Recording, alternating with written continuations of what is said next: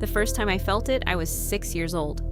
My mom took me to a museum that displayed portraits of historical figures: George Washington, Abraham Lincoln, Theodore Roosevelt.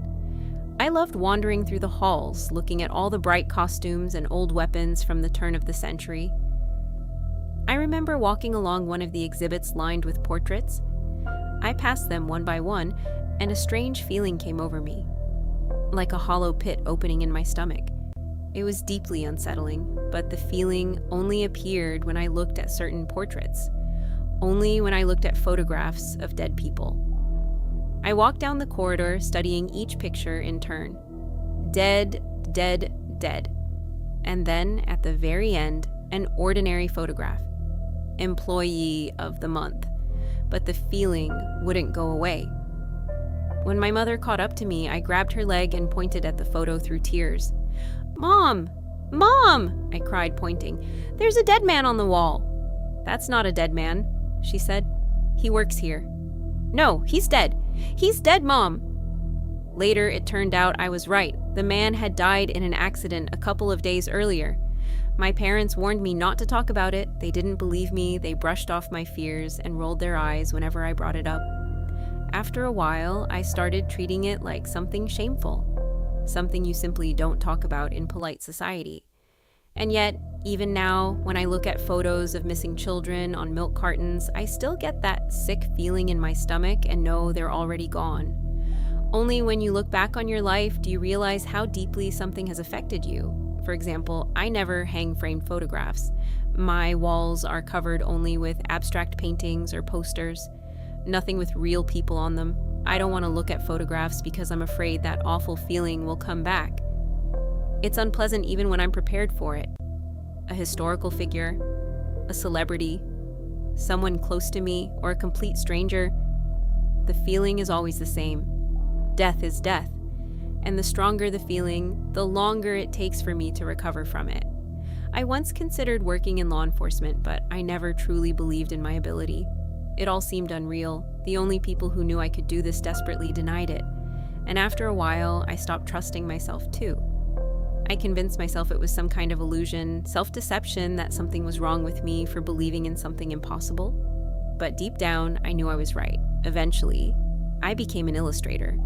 Back in my teens, I realized my style didn't work for stylized portraits or caricatures, but I also couldn't draw realistic images. In the end, I developed my own unique style, and by the late 2000s, I had a fairly popular webcomic. Around 35,000 regular readers. I had to stop working on it when I got a full-time job at a publishing company. We're a team of illustrators producing a monthly magazine that's been around for nearly 40 years. I know I've been lucky in many ways. I live in a nice house and meet all kinds of interesting people. I travel to conferences across the country, get invited to different events, and I never have to worry about where my next paycheck is coming from.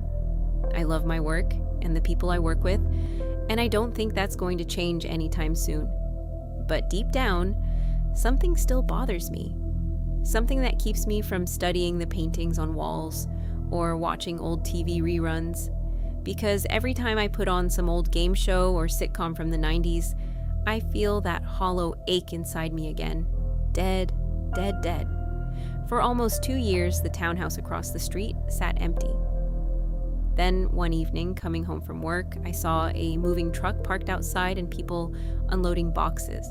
A man, 2 kids, around 7 or 8 years old, and piles of belongings everywhere. The man was struggling to keep a large box upright. I noticed the word fragile printed on the side. "Need a hand?" I called as I walked over. "Yes, I'd really appreciate it." I grabbed one side of the box and helped carry it inside. Once we set it down, the man offered me his hand and introduced himself as Carl. He complained that he'd been unpacking all day, yet somehow the boxes only seemed to multiply. I wasn't in a hurry, so I offered to help move the heavier furniture. We carried in a couch, a table, a bed frame, and the kitchen set. Afterward, Carl suggested we take a break and have a beer. "Thanks," he said. "I really appreciate this." "No problem. Happy to help." I'll definitely tell my wife there's an amazing girl living across from us, he said with a grin. She should be here tomorrow. You should stop by. It's really nothing, I replied. Don't worry about it. No, I insist. Dinner's on us. I took a sip of beer while watching him hang one of the family photos on the wall. All 4 of them were smiling at the camera. It looked like they were standing somewhere in the Grand Canyon. But his wife, there was something wrong with her. Nothing in the photograph looked unusual. Long brown hair, brown eyes, dimples in her cheeks, but that horrible feeling twisted in my stomach. I had no doubt about it. The woman in the photograph was dead. I didn't know what to say. I think Carl noticed something strange in my expression, but he didn't mention it. We finished our beers and I said goodbye. Back home, I didn't know what to think. Maybe something had happened to her and he just didn't know yet. If that was the case, should I say something or wait until he found out himself? In the end, I did neither. The next day, around 5 p.m, someone knocked on my door. I opened it to find Carl standing there beside his wife, the woman from the photograph. "Hey, neighbor," Carl sang out. "Thanks again for the help." His wife shook my hand and introduced herself as Ellie. I was completely thrown off. I had been certain she was dead. It was the first time my intuition had ever failed me. To say it was disorienting would be an understatement. "We thought we'd invite you over for dinner," Ellie said. "How does that sound?" "I didn't cook tonight," I said awkwardly, gesturing vaguely toward my kitchen. "Ellie's got everything covered. Don't worry," Carl said, patting me on the shoulder. These people were unbelievably friendly. I slipped on my shoes and let them guide me across the street. Ellie and Carl were wonderful hosts. They served rigatoni pasta with homemade sauce and piles of Parmesan cheese. Carl grated it right at the table. Very fancy. I sat at the far end of the dining room, directly across from a wall covered in family photographs. I couldn't stop staring at them. There must have been a dozen pictures. Carl and Ellie bowling, Carl and Ellie camping, Carl and Ellie getting married. Across one wedding photo, written in blue marker, were the words, "Best day ever, memories for a lifetime." Dead, dead, dead. The dead girl in the photograph. There was no question about it. The more photos I looked at, the stronger the feeling became. By the middle of dinner, the sensation had become so overwhelming that I kept stuffing food into my mouth just to distract myself. Ellie seemed delighted by my appetite. Aside from that, dinner was wonderful. We talked for hours, getting to know one another. Carl worked in real estate while Ellie worked in car rentals and event planning. Their jobs were seasonal, so during the off-season they had plenty of time to travel and move around. When Ellie went upstairs to check on the kids, I noticed something shift in Carl's expression. His eyes lingered for a moment, and his smile faded. He lowered his voice. "I'm just glad she's okay," he said quietly. "Last year, she was in an accident. It was really rough. You know?" I nodded. Upstairs, I could hear children laughing and running around. "What happened?" "Blown tire on a curve going 75 miles an hour. The car went off the road. Hell, it's a miracle she survived with only a couple of broken bones. The car was completely totaled and ended up in the river." A wave of cold rolled through my body. I shook my head, trying to disguise my unease as sympathy. "I'm so sorry," I said. "I can't even imagine what that must have been like. Nobody can until it happens to them." But I still couldn't explain what I was feeling.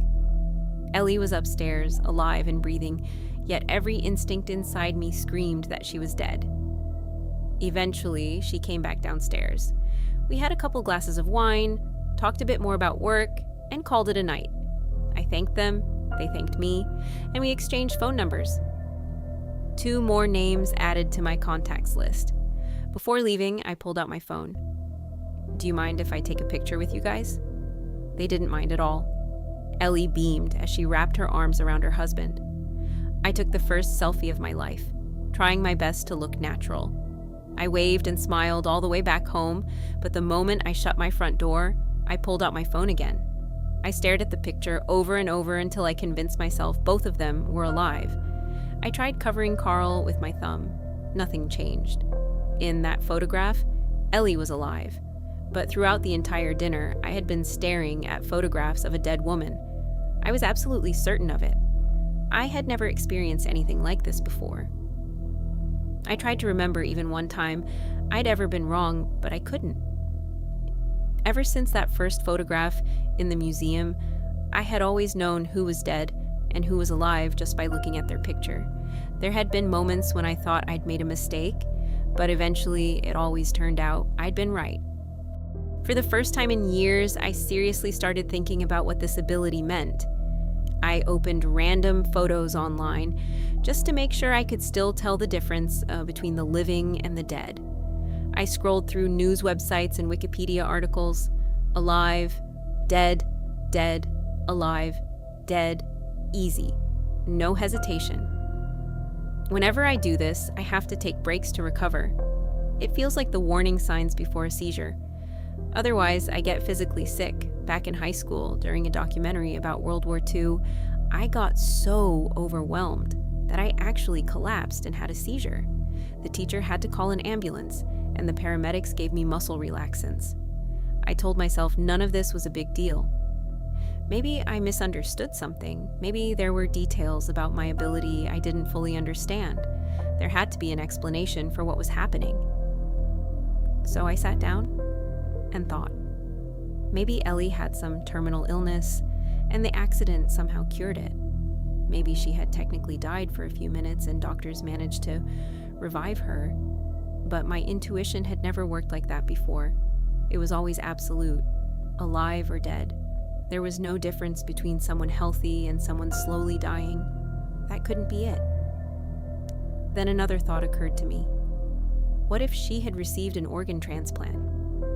Maybe her heart was dead, but her body kept living.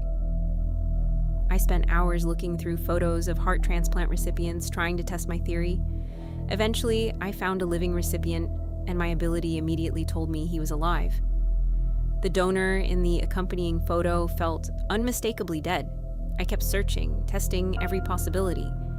What about people who had technically died and come back? Even photos taken while they were clinically dead still felt alive to me if they survived. I sensed what they were now, not what they had once been. By 2 a.m, I was sitting at my kitchen table drinking cold tea to calm my nerves. Through the window, I stared at the dark townhouse across the street and reached one undeniable conclusion. I had seen 2 different women, one alive, one dead. I tried not to dwell on it. These people were practically strangers, and maybe I simply didn't understand the full picture. Maybe there was some misunderstanding. It wasn't the end of the world. Sometimes I ran into Carl outside. We'd exchange greetings, chat for a few minutes about nothing important. Work, the kids, normal neighbor conversations. But every now and then, I noticed something changing in his eyes. One afternoon, we bumped into each other in the grocery store parking lot. I set my heavy bags down to say hello. Carl leaned against his car, catching his breath before climbing inside. This time, when I asked how things were going, he hesitated before answering. Instead, he stared off into the distance. "Sometimes it's hard," he muttered, "but you have to make the best of a bad situation. There's always something positive to hold on to," I said. Carl smiled, though he kept staring at the sky. Slowly, he shook his head. "Ever since the accident, we've had to change a lot of old habits. That's just how these things go. But sometimes it's just really difficult, you know?" "What do you mean?" "Food, for example," he continued. "Ellie has to eat a lot more protein now. We used to be vegetarians. Now it's meat all the time. Sometimes we cook separate meals for her and for me, but it's a hassle. Twice the dishes." "Wait, you used to be vegetarians?" "We were." "Yeah, that's a pretty major change." Carl nodded as he opened the car door. "You don't know the half of it." Carl and I grew closer. He barely knew anyone in town, and I didn't have many friends either. Most of my coworkers worked remotely, and the few people I did know were the kind you only saw during holidays. It was nice having someone nearby to grab a beer with after work. Sometimes Carl would casually mention strange things about Ellie's behavior. Little things, mostly. She would get out of bed in the middle of the night and not come back for hours. Sometimes he'd find her standing in the hallway staring at nothing, but the details that bothered him most seemed almost insignificant. When she sings in the shower, her voice sounds wrong. Maybe it's stupid to notice something like that, but it freaks me out. He had no explanation except that near-death experiences change people. He was unbelievably grateful she was still with him, but he admitted it hadn't been easy. Sometimes she scares the kids, he confessed. Like she's there, but also not really herself. Over time, I started noticing strange things too. Whenever I saw Ellie in person, she seemed bright and cheerful, but every now and then something about her would slip. She'd go outside to take out the trash and suddenly stop in the middle of the driveway, staring into space. Sometimes she'd zone out in the middle of a conversation, then smile and pretend nothing had happened. One night, while I was working late, I noticed movement through my window. The kitchen light in their house was on. Ellie stood there in her bathrobe, pulling food from the refrigerator and eating directly from the package. It wasn't the way a hungry person eats. Her bites were savage, animalistic, like she was snapping the neck of prey. I just sat there staring through the glass. I didn't even think about the fact that my own lights were still on. Suddenly, she lifted her head. Her eyes were so dark, I couldn't see the whites. Then, for a brief moment, she stopped chewing. Is she looking at me? I didn't know what to do. I stayed perfectly still, hoping she hadn't noticed me. I held my breath and counted the seconds. Then she slowly raised one hand and waved at me. A few evenings later, Carl invited me over for dinner again. He said he wanted me to show him an animation project I'd worked on a couple years earlier, but honestly, I think he just missed having normal company around. The kids were upstairs playing like usual.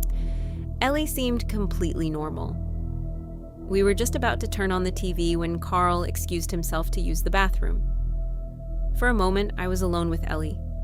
I sat on the couch beside her. She had just placed her drink onto a little blue sunflower coaster. Then she simply, stopped.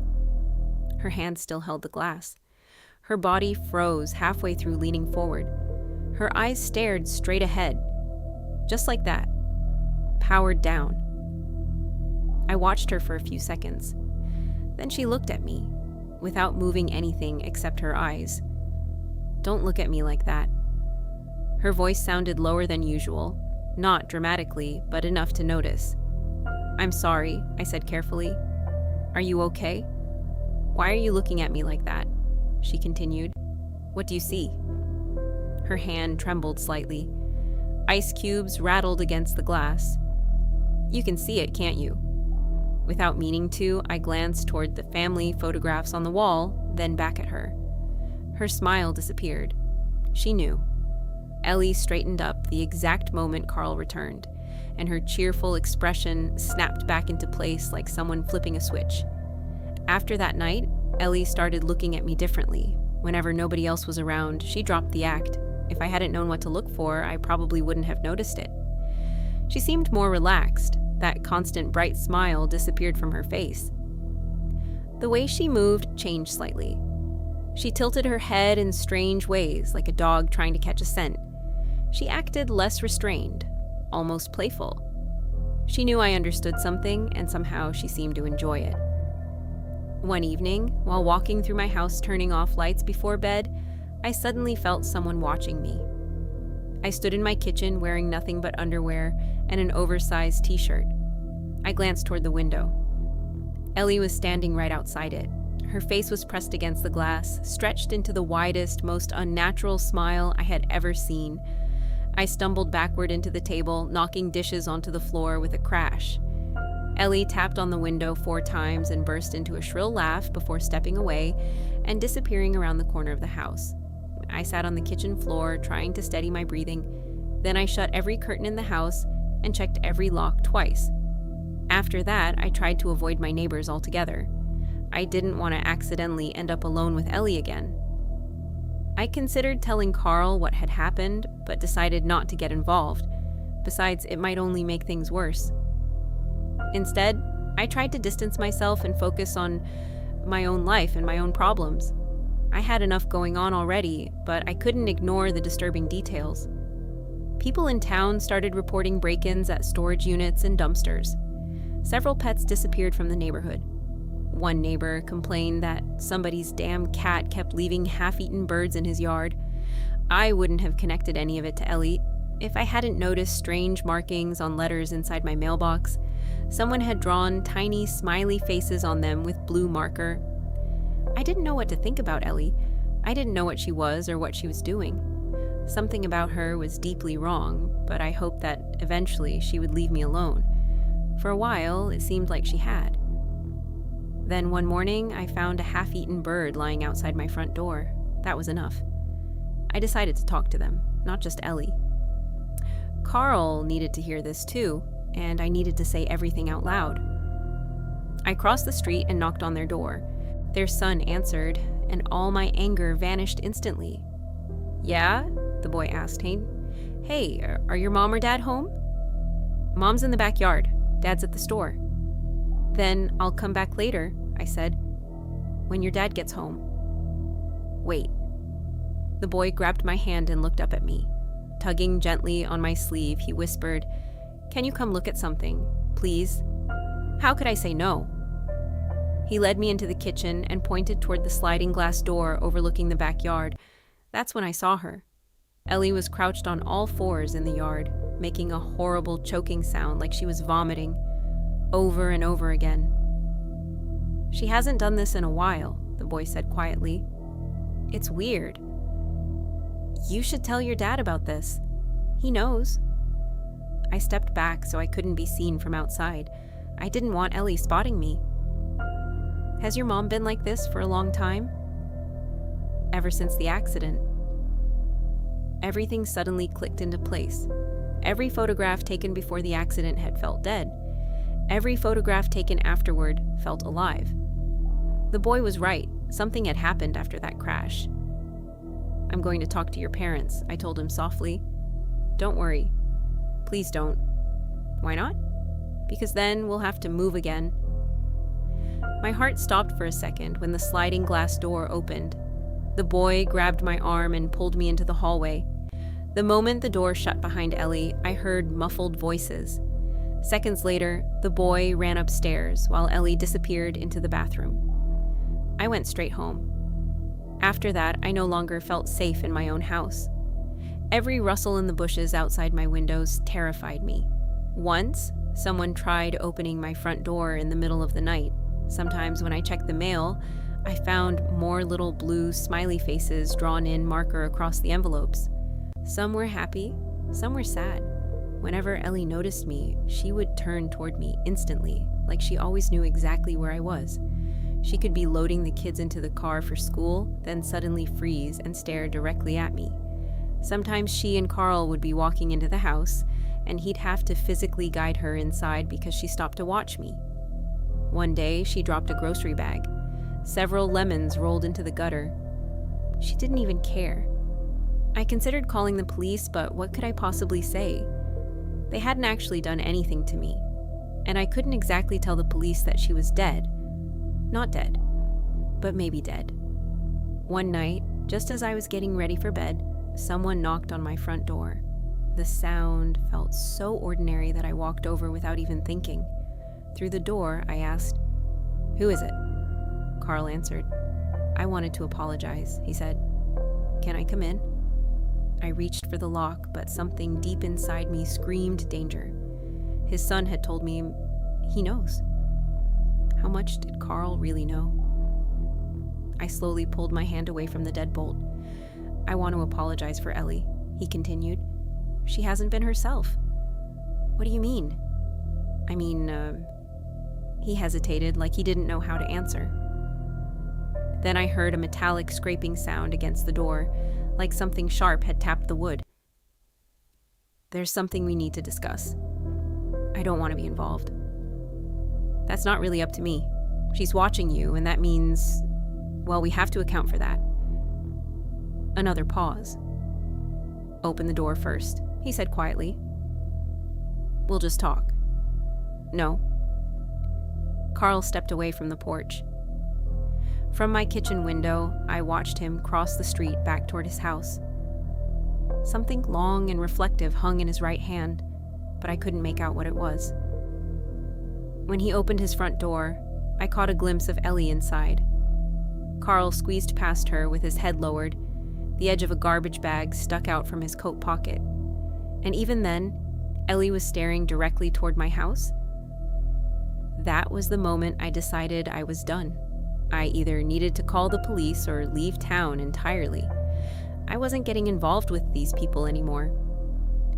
The moment stores opened the next morning, I bought groceries and packed my car. My father owned a small fishing cabin beside a river out west, and I figured I could stay there for a while. I could still work remotely. The place even had Wi-Fi. Everything would be fine. I filled the gas tank, loaded the food into the trunk, and drove home to grab clothes. I looked over my shoulder before entering the house, making sure nobody was following me.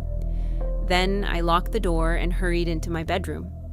I opened the closet and reached for a shirt. That's when a hand grabbed my wrist. My heart nearly stopped. I jerked backward in terror, every instinct screaming at me to run, but the hand held me in place with impossible strength. It was Ellie. She stared at me with dark, unblinking eyes. The whites had turned yellowish. I had never seen anything like it before. Her mouth hung open as she breathed in short, rapid bursts like a dog panting. She looked excited. I could feel her trembling fingers digging into my skin. She was far stronger than she should have been. Just as I opened my mouth to scream, her other hand clamped around my throat and slammed me against the wall. Carl stepped into the room behind her. "She knows," Ellie hissed. "You promised." "We can't be sure," Carl replied, breathing heavily. "We need to know for certain. That was part of the agreement." Ellie rolled her eyes. She released my throat and pressed one finger against her lips. "What exactly do you know?" she whispered. For a second, I considered mentioning the blue marker drawings, the dead birds, the late-night refrigerator visits. But instead, I looked directly at Carl. "I know she's dead," I rasped. "And I know this isn't Ellie anymore." Carl's eyebrows lifted. He glanced at Ellie, then back at me. "What the hell does that mean?" Ellie's eyes widened. She had clearly told her husband a very different story. The two of them exchanged a long look. "What the hell do you mean she's dead?" Carl repeated. Before I could answer, Ellie's hand was around my throat again. She extended her other hand toward Carl, like she expected him to give her something. He didn't. "Let her answer," Carl muttered. "Let her answer, then we'll deal with it. She's already said enough." "What does she mean when she says you're dead?" "Her words mean nothing." Carl was holding a knife. Ellie reached for it, but Carl jerked his hand away. Furious, Ellie slammed my head against the wall. A bloody kaleidoscope exploded across my vision. My knees buckled and I lost my balance. The world spun as I collapsed onto the floor. Ellie turned toward Carl and reached for the knife again. He backed away. I could hear them arguing, their voices echoing through the ringing in my skull. Carl kept demanding answers while Ellie tried to grab the knife from him. That's when I realized she had wanted to kill me for a long time. Carl was the one hesitating. They must have had some kind of arrangement. If someone discovered the truth about Ellie, they would deal with it. But I still didn't understand what truth they had been trying to confirm. Eventually, my head cleared enough for me to speak. "Ellie is dead," I muttered weakly. "That's not her. Not her." "Why is she saying that?" Carl demanded, pointing at me. "Why does she keep saying you're dead?" Ellie growled like a cornered animal. Then she lunged at Carl, baring her teeth. The attack caught him completely off guard. She ripped the knife from his hand, dropped to her knees beside me, and pressed the blade against my throat. She was barely holding herself back. Carl shoved her away at the last second. Pain burned across my chin as something warm spilled down my cheek. Ellie slammed into the wall, and her growl rose into a shrill, piercing scream. How much of you is even left? Carl shouted. Is there anything of Ellie still in there? No answer. The way they looked at each other told me they'd had this argument before, many times, and now it had finally reached a breaking point. Ellie opened her mouth wider. Something inside her started changing. I froze. Her jaw stretched outward unnaturally, reshaping her face into something wolf-like. The two of them screamed over each other. Ellie tackled Carl, sending the knife skidding across the floor. Her joints bent wrong, like they were trying to fold in directions they shouldn't. She bit into Carl's leg, and he kicked her away. The fight carried them into the kitchen, leaving me alone long enough to grab my phone and dial 911. The operator answered just as the sound of crashing dishes exploded from the kitchen. Ellie's voice no longer sounded human. Only snarls, shrieks, animal noises. I barely heard the operator's questions. I kept mumbling for help. My thoughts wouldn't stay together.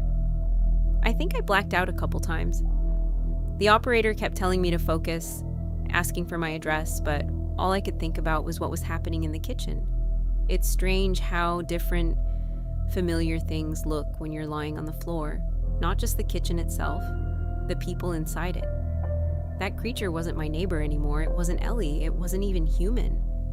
The shape of her head had changed. Her hair hung in tangled clumps like a mane. She ripped open my refrigerator and started digging through it frantically. I watched her pull out a package of raw meat. Carl picked up another kitchen knife and approached me. He crouched down beside me, rubbing his arm and wincing. Deep bite marks covered his skin. "What do you mean she's dead?" he asked quietly. Behind him, Ellie tore through plastic packaging and devoured raw meat with wet smacking noises. "The accident," I whispered. "She died in the accident." "How could you possibly know that?" The photographs," I said, gesturing weakly toward their house. "I can see it. In photographs." Carl nodded slowly. Maybe he had seen it too, just differently. He pointed the knife toward me. His hand trembled violently. Then he lowered it. With a long, exhausted sigh, he covered his face with both hands. "You're right," he whispered. "God. You're right?" That's when he noticed the phone in my hand. When he saw 911 on the screen, he slowly shook his head. There was an endless kind of exhaustion in his eyes. Carl managed to drag Ellie away from the refrigerator. He threw a slab of raw meat out the front door, and she chased after it like her life depended on it, laughing the entire way with that horrible manic giggle. The last time I saw them, Carl gently closed my front door behind him and said something from the other side. I think it was an apology. By the time the police arrived, Carl, Ellie, and the children were gone. Fake license plates had been abandoned in the driveway, and by the time the police realized the family had disappeared, the fire alarms went off. They didn't want to leave evidence behind. They burned the house down. The smell of smoke clung to the entire street for days. I ended up having to replace my carpets. I got stitches in my head and spent a month on medical leave. The case was classified as unlawful entry. During the investigation, police discovered that Carl and Ellie had signed multiple documents under fake names. One of those identities belonged to someone who had died in a house fire a few months earlier. This entire nightmare started because I saw a dead woman in a photograph. I still don't know whether that ability saved me or dragged me into something terrible. Probably both. I never found out what Ellie really was. From the stories she told, she supposedly came from some tiny rural town in South Dakota. She often mentioned someone named Jessica, maybe a sister, maybe a friend. The accident happened near a river. I don't know how any of it connects. I'm not a detective. I'm not a cop. I'm just a strange woman who gets a strange feeling when she looks at photographs. I'm writing all of this down because I need to convince myself it was real, that my ability is real, that what happened was real, and I know for certain that Carl and Ellie are still out there somewhere, even if those aren't really their names. How do I know? Because I still have that photograph on my phone, and when I look at it, I can feel that they're alive.